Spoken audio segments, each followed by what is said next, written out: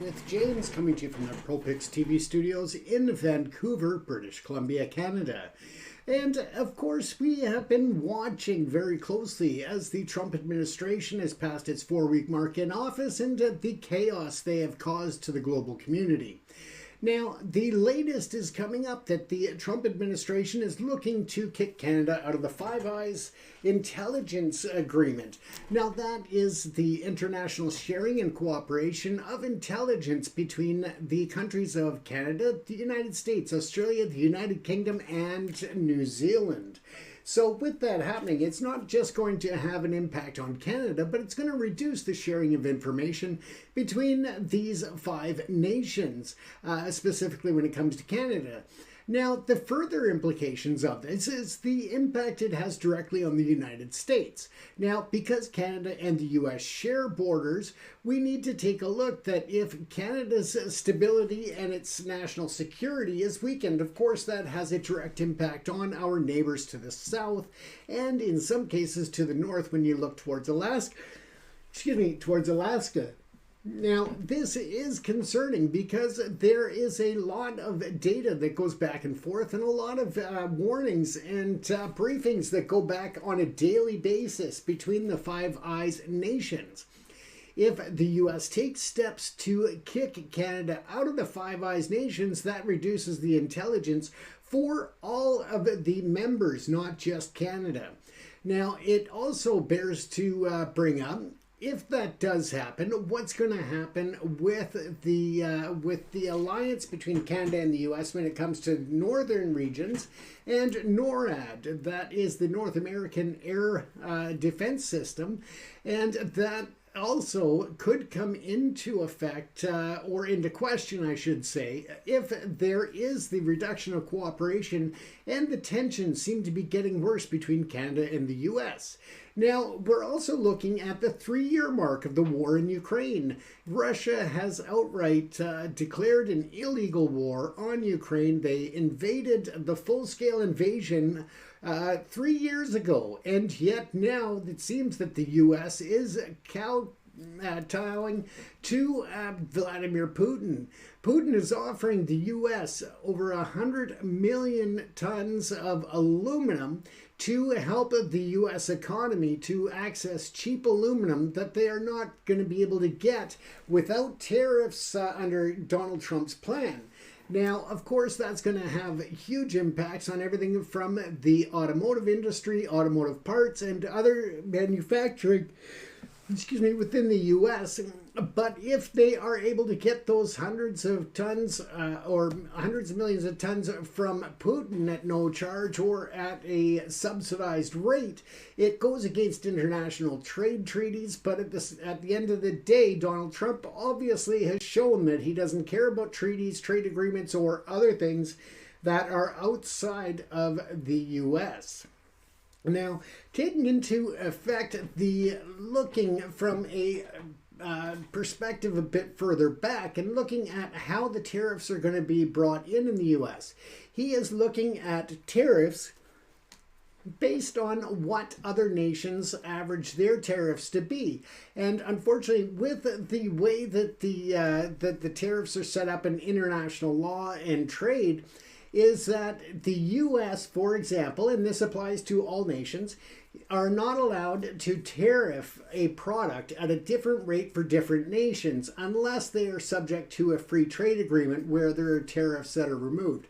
Now, there are very rare circumstances in which there are exceptions, but this blanket tariff that he is adjusting for every other country is not actually legal. When it comes to that, again, of course, Donald Trump doesn't care what's legal or what is right. He is just there to take over as a dictator in the United States, to draw his policy and to bend over and kiss Putin's ass by the looks of it. As I said, he is looking to accept not just the 100 million tons of aluminum from Putin, but other rare earth minerals as well. And that is where we are looking at. Now, of course, it's interesting that the rare earth minerals are in talks or in these conversations with Trump and Putin because of the fact that Trump is also looking to gain mineral rights in Ukraine.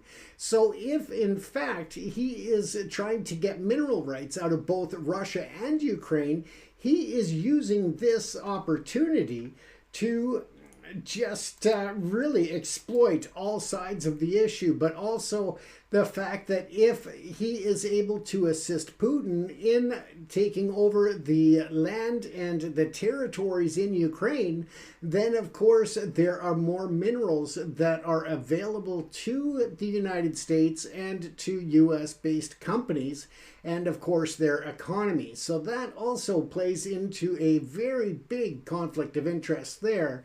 But also a lot of corruption that has been opened up through that charge. Kanye West, the username there, you are Canadian, and honestly, Trump seems amazing. Well, I would love for you to elaborate on that because I would love to know what it is that you think is amazing about him. Especially considering the fact that he is looking to withdraw or to kick Canada out of the Five Eyes nations. He is looking to other areas in which he can pressure Canada. He is looking at the tariffs and trying to force Canada into actually being annexed into a 51st state. So I'm not sure what it is that you like about that. But by all means, please feel free to put up what it is that you think is so amazing about Trump, because I'm very interested.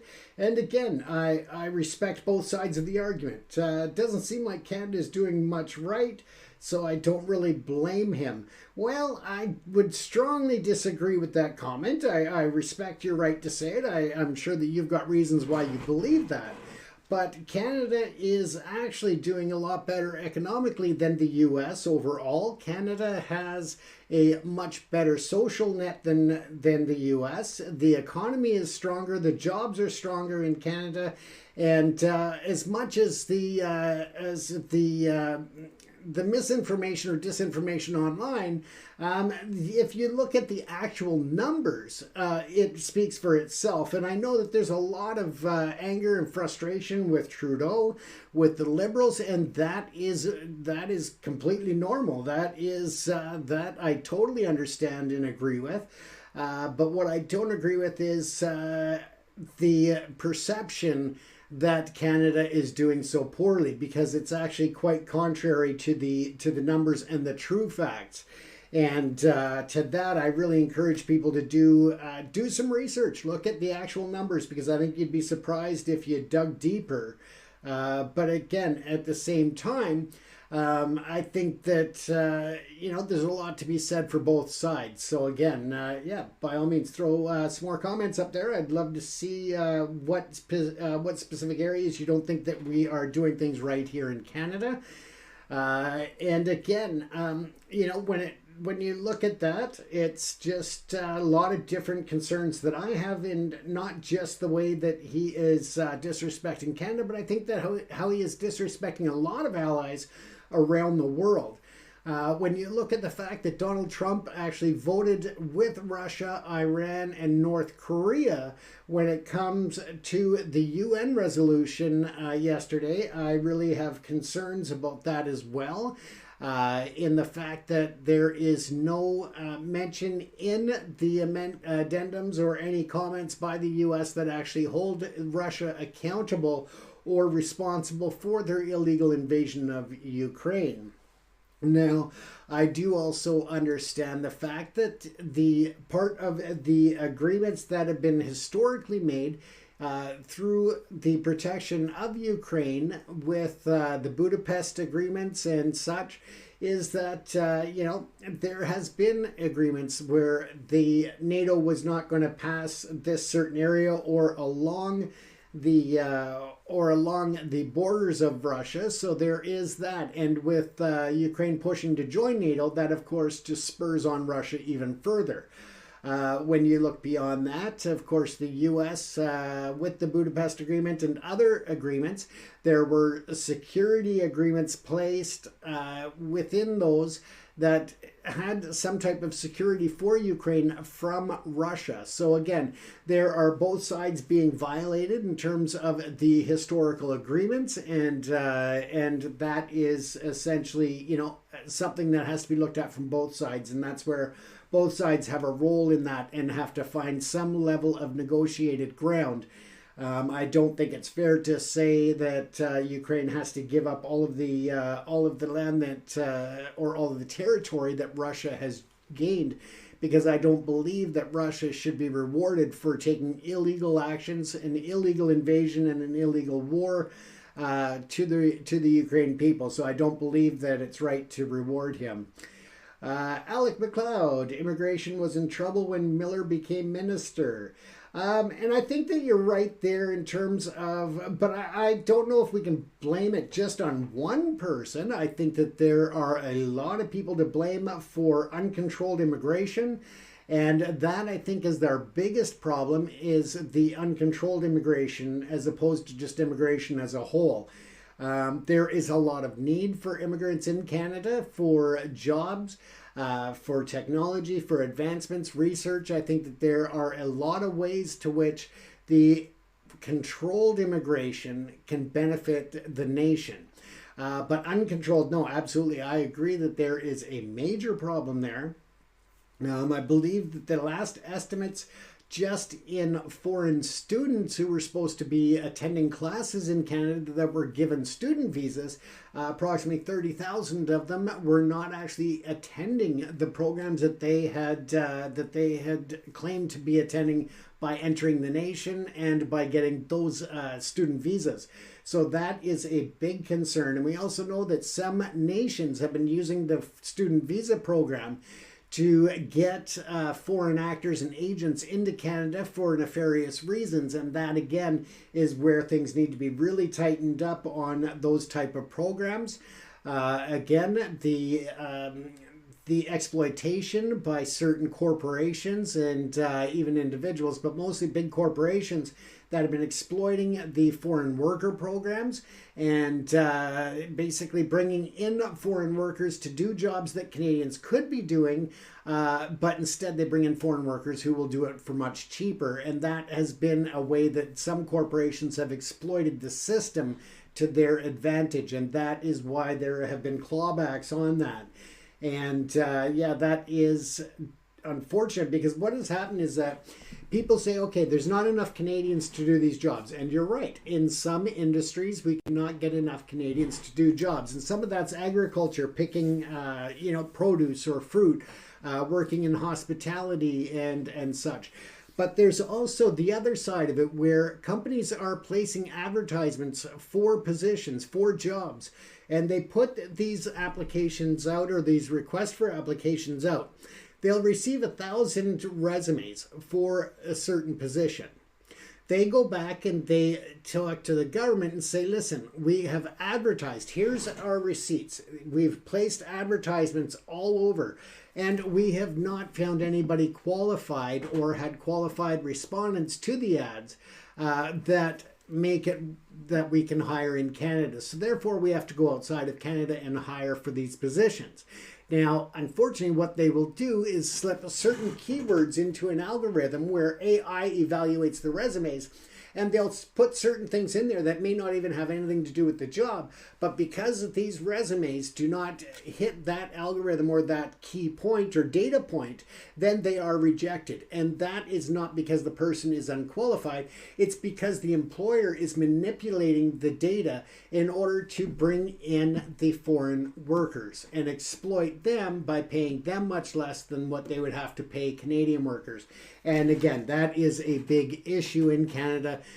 There are many very, very qualified people who apply for employment and different positions, and they don't get it because of those key data points that are manipulated by employers. So again, they don't have to hire this person for $150,000 a year. They can bring in someone from India or from Indonesia or other countries and pay them, maybe $75,000 a year instead of $150,000. And that's the way that they are manipulating the system and exploiting our work visa programs and the foreign worker programs.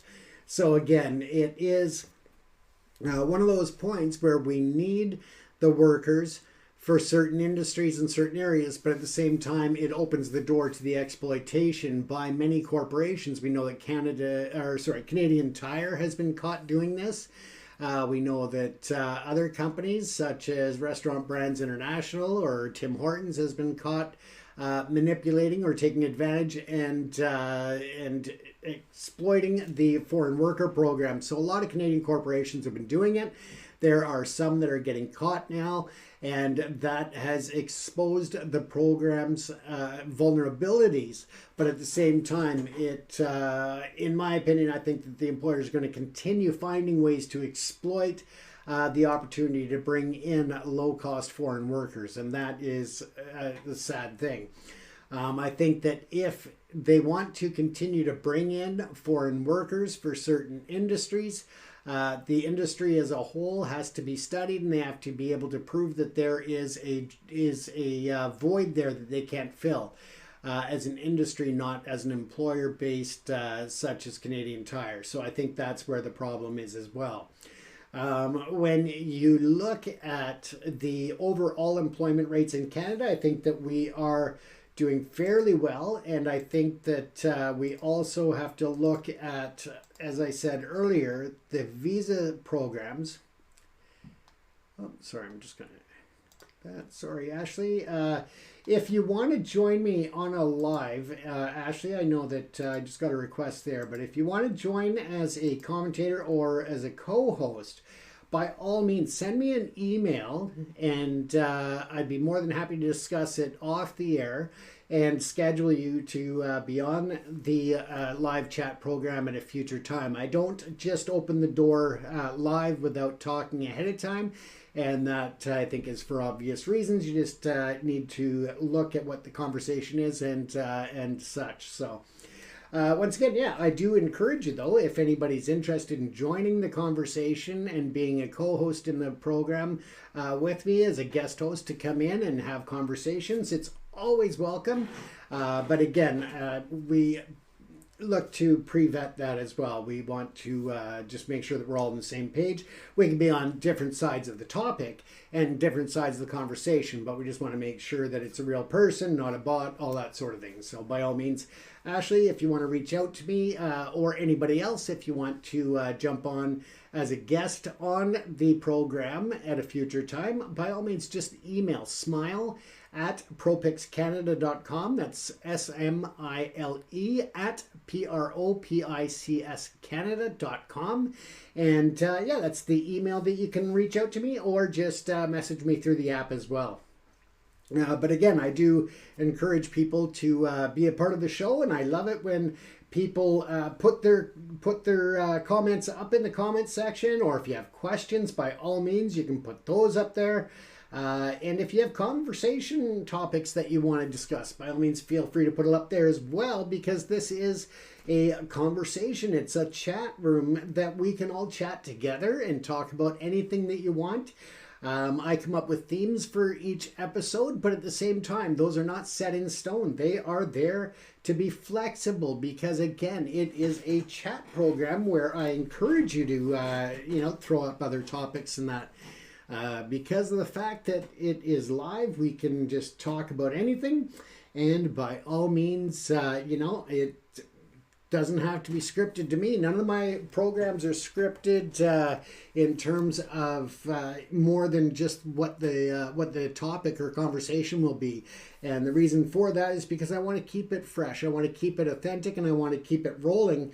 But again, I also want to keep it flexible so that we can change the discussion at any point based on what the audience wants to talk about. So that's great as well. Sometimes questions come up about another talk show that I host on Satellite TV.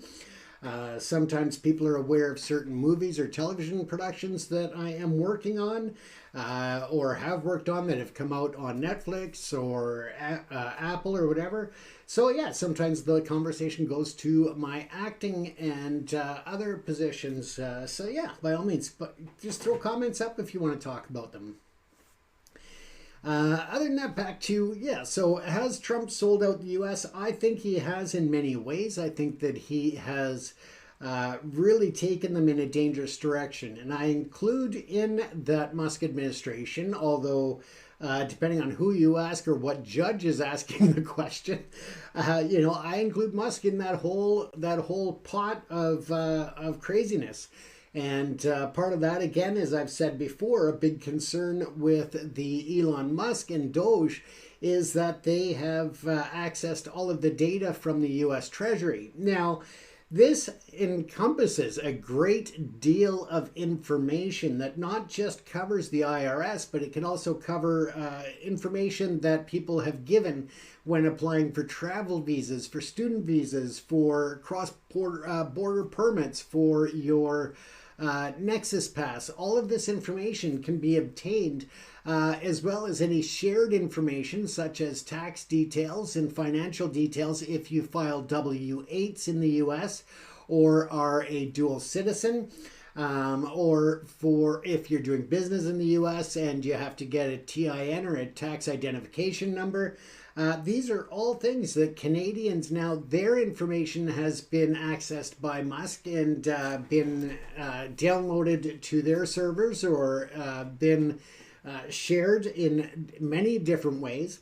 So this should be concerning not only to Canadians, but there are a great number of nations that actually have a tax treaty with the United States of America, or many of people that have provided information, whether it's for employment or other purposes to cross the border. It is a big concern that that Elon Musk and Doge have access to all that information on foreigners as well. So it's not just information of Americans that he has accessed. And that goes against international law, international privacy regulations, as well as the treaty agreements that have been signed between the United States and other nations. And I think that that is also a part of why Trump is playing this huge game of misdirection. And he is doing a lot of things to upset the international community, to draw attention away from other things that they are doing behind the scenes and not getting called out on in the media. Now, of course, there's also the latest concerns of who is directing the access to the White House media pool. And that has historically been done by a media association, the White House Press Room Media Association, or whatever that organization is called. And that was to keep it nonpartisan and to keep good representation of the media, to hold the government to account, and to ask the difficult questions and get the answers needed to make sure that democracy was protected in that manner. That is a job of the media. That is why media and the freedom of the press is so important. And that is to hold public office and public officials accountable for their actions. Now, with that changing for the Trump White House to be able to select who is going to be allowed to ask the president questions or the press secretary questions and other things, that should raise alarm bells because of the fact that they are going to know who the reporters are, what side of the arguments they're on, and again, be able to handpick those with access. And that is completely against what the whole freedom of the press and the historical access to hold the democracy together and to hold politicians to account. That just throws that right out the window. So that is a big concern as well. But again, it is nothing that we can control or change at this point from Canada.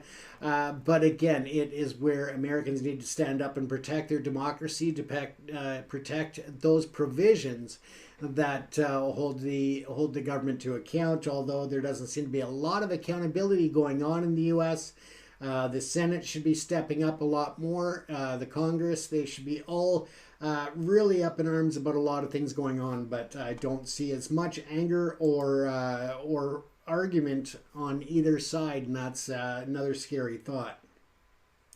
But going back to Ukraine, I mean, when you look at the potential of a resolution that allows Russia to continue to maintain their presence in areas such as Crimea or other areas that Russia has successfully taken over territory I just think that is wrong. We can't reward them for their actions. We cannot reward them for being responsible for hundreds of thousands of lives lost, of millions of people being forced from their homes, from their cities, from their towns.